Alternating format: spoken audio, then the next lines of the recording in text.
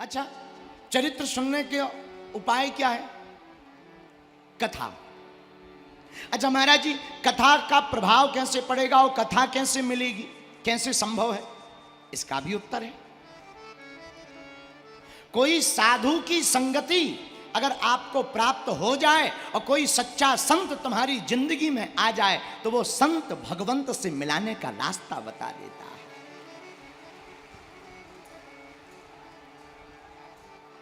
गोस्वामी श्री तुलसीदास जी रामायण में कहते हैं, सठ सुधरहि सत्य संगति पाई, पारस परस कुधात सुहाई। सठ यानी मूर्ख। मूर्ख व्यक्ति भी सत्संगति पाकर सुधर जाता है और सज्जन व्यक्ति भी कुसंग पाकर के बिगड़ जाता है। बोलो सीताराम। मेरे पागलो खुरई के लोगों, हमारी प्रार्थना है तुम संगति करना, और संगति करना ही चाहते हो तो ऐसे लोगों की संगत करना जिनके माथे पर टीका और गले में राम नाम की माला हो।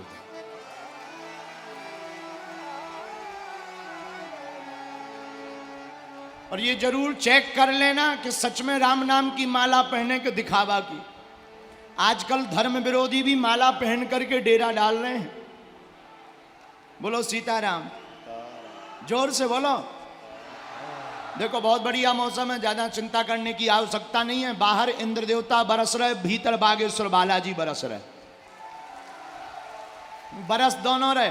और बाहर की जो वर्षा है वो तन को भिंगा रही, अंदर जो राम कथा की वर्षा है वो हमारे मन को भिंगा रही है। और बाहर की वर्षा से प्रकृति हरी भरी हो रही है, लेकिन कथा की अंदर की वर्षा से संस्कृति भी खिल रही है। बोलो सीताराम। पागलो, जोर से बोलो सीताराम। तो सठ सुधरहि सत्संगति पाई, और पारस परस कुधात सुहाई। 60 आदमी, मूर्ख आदमी सत्संगति पाकर सुधर जाता है। देखो कैकेयी राम जी से इतना प्रेम करती थी, क्या कहना प्रेम का, लेकिन कैकेयी की भी मति मारी गई। बोले क्यों? बोले मंथरा जैसी संगति मिल गई। मंथरा की संगति पाकर के कैकेयी बिगड़ गई, और हनुमान जी की संगति पाकर के विभीषण जी सुधर गए और राम जी को पा गए। बोलो सीताराम। अरे जोर से बोलो। कितनी बड़ी बात है। आहा, आप भी अपने जीवन में इस बात को नोट कर लीजिए मेरे पागलो, इस बात को जीवन में चरितार्थ कर लेना। संगति का बड़ा महत्व है। जैसी संगत होती है, जैसी संगत होती है वैसी रंगत होती है। संग का बड़ा प्रभाव, बड़ी चोट करता है संग। किसी गांव में एक भौरा रहता था, भौरा। उसी गांव में एक गंदगी में रहने वाला कीड़ा रहता था।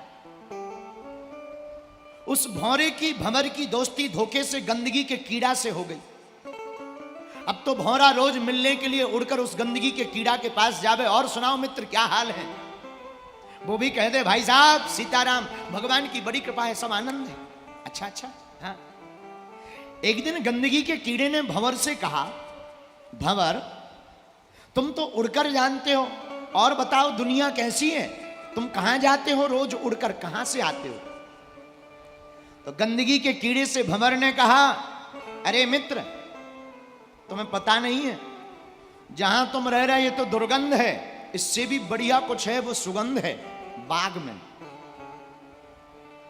कहो तो तुम्हें घुमाने ले चलूं? गंदगी के कीड़ा ने कहा, अगर मित्रता अपनी तुम्हारी है हमें वापस जरूर छोड़ देना, क्योंकि हमारा घर यही है और हमारा यहां से बहुत मोह है। हमने बहुत संपत्ति जोड़ ली, हमने बहुत सी गंदगी के मकान बना लिए, ये हमारे मकान है, इन मकानों को छोड़कर नहीं हम जा सकते। कल दूसरे दिन कोई दूसरा कीड़ा कब्जा कर लेगा, कृपा करके हमें वापस छोड़ देना।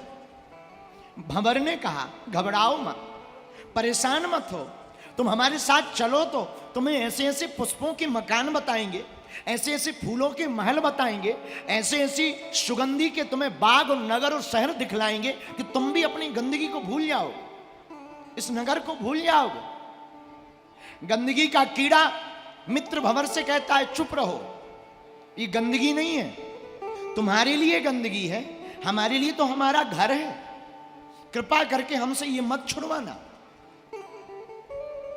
वापस हमको छोड़ देना।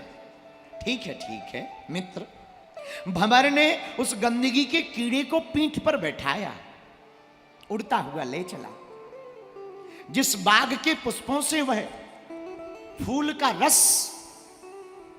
आस्वादित करता था, उसी पुष्प के बाग के इस एक गुलाब के पुष्प की पंखुड़ी के ऊपर उस गंदगी के कीड़े को रख दिया। गंदगी का कीड़ा उस कमल की कोमल कोमल पंखुड़ियों की सुगंध को पाकर के सुशोभित होकर के लहलहाती हुई हवा के झकोरों को देखकर गदगद हो गया, मन आह्लादित हो गया और गदगद मन से बोला, मित्र कुछ भी कहो, तुमने हमें जिंदगी जीना सिखा दिया। भंवर ने कहा, क्या रात रुकोगे? हाँ, कल ले जाना हमको वापस, पर हां कल आ जाना है जरूर, ये बहुत अच्छा, पर हमारा मकान भी कम नहीं है, मकान भी बहुत प्यारा है, हमने पूरे 20 साल लगाए हैं गंदगी के मकान को बनाने में। भंवर अपना माथा पीट कर बोला, धत तेरी की, स्वर्ग पाकर नरक की अपेक्षा, कोई बात नहीं, हम कल मिलते हैं। रात हो गई, रात के समय भंवर जाकर के सो गया। कमल का पुष्प, शाम के समय पुजारी आए, पुजारी जी ने मंदिर के लिए वह पुष्प तोड़ लिया भगवान शिव पर चढ़ाने के लिए, और लाकर के तोड़ करके रखा। रात बीत गई, प्रातः काल भगवान शंकर के ऊपर वह पुष्प चढ़ा दिया जिस पर भंवर का मित्र ठहरा हुआ था। भंवर सुबह होते ही, सूर्य उदय होते ही सूर्य की किरणें पृथ्वी पर पड़ते ही भागा भागा भाग गया। हमारा मित्र हमारा इंतजार कर रहा होगा, परेशान हो रहा होगा, कल से नहीं मिले हैं, आज जाकर उसे अपने मकान में वापस छोड़ देते हैं। भागा भागा भंवर जब गया, बाग में कहीं पर भी वो फूल नहीं मिला। आंखों में आंसू भर आए, फूल नहीं मिला सो तो ठीक है। भंवर ने पुकारा, अरे मित्र कहां हो? कोई आवाज नहीं आई। आंखों में आंसू भरकर रोने लगा।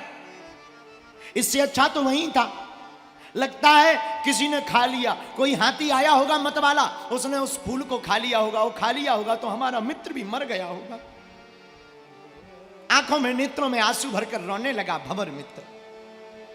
तब तक उसे ख्याल आया, हो ना हो पूजा के लिए मंदिर में चला गया। मित्र भागा भागा मंदिर में गया। भगवान शंकर के मंदिर की पूजा पूर्ण हो चुकी थी। पुष्प भी पुजारी जी द्वारा उतार लिए गए थे और उतार कर उन्हें गंगा जी में बहा दिया गया था। मंदिर में भी जब पुष्प को नहीं देखा, सोचा पुजारी जी गंगा में पुष्पों को बहाते हैं, जरा जाकर के देख लें। उड़ता हुआ भंवर जब गंगा की मझधार में पहुंचा तो देखता है वो पुष्प के ऊपर कीड़ा बैठा हुआ धन्यवाद करता हुआ चला जा रहा है। भंवर भागा भागा गया, अरे मित्र रुको रुको, हम आ गए, चलो तुम्हें तुम्हारे मकान पर छोड़ देते हैं, रुक जाओ रुक जाओ। गंदगी के कीड़े ने दोनों हाथ जोड़कर कहा, मित्र धन्यवाद है तुम्हें, अब मुझे मत रोको, मेरी जिंदगी में तुमने 4 चांद लगा दिए। कहां मैं गंदगी पर पड़ा था और कहां तुम्हारा संग पाया, तो भगवान के शंकर के सिर पर चढ़कर आज गंगा की धार में मैं उद्धार कर रहा हूं। कहां आज मेरा बेड़ा पार हो रहा। अब मुझे क्षमा करो, मुझे जाने दो। भंवर ने भीगी आंखों से विदा किया और तब फिर उस गंदगी के कीड़े ने कहा, ये होती है संगत की रंगत। कहां मैं गंदगी में पड़ा पड़ा मर जाता, पर एक संगत ने मेरी जिंदगी का सिद्धांत बदल दिया मेरे यारों।